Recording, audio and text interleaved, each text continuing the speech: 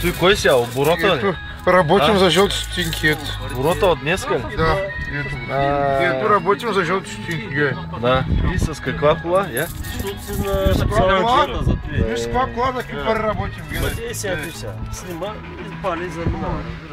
Не, ти даже тя ще пустят половин час да обуват и да пият. Дали да пият спорт, някое друго или заведение. Абе, няма нещо, жълти стотинки обирам, какво кафе за жълти стотинки, а гледай.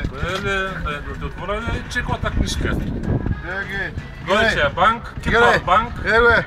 Гледай за кой, снимай го, Виж, нека тия да работим с 1000, дай 300 лева, дай 500 лева за един лаптоп, ето виждаш. Ама нека тия, бе, с голямата чанта, виж, бе, гледай, Виж му хули. за 2 лева 70 и Взел съм се саланче да си хапна, бе. Ма да, ама в нощта съм телешки. Безработен човек, нямам кола да карам таксиката едно време. Щипката изкарай. Какво? Няма щипка, бе.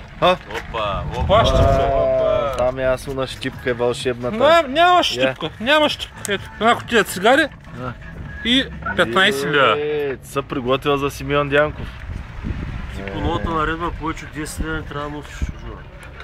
Аз така не съм разписал. Майта с наредба нова. Събота и неделя никакви наредби не разписал. Ето, няма, виж. Дали е срам, бе? с стотинки няма. Дали е срам, бе? Телефон ти подарих, купи му две нови батерийки, вържи го на момичетата. Стои фърлям там.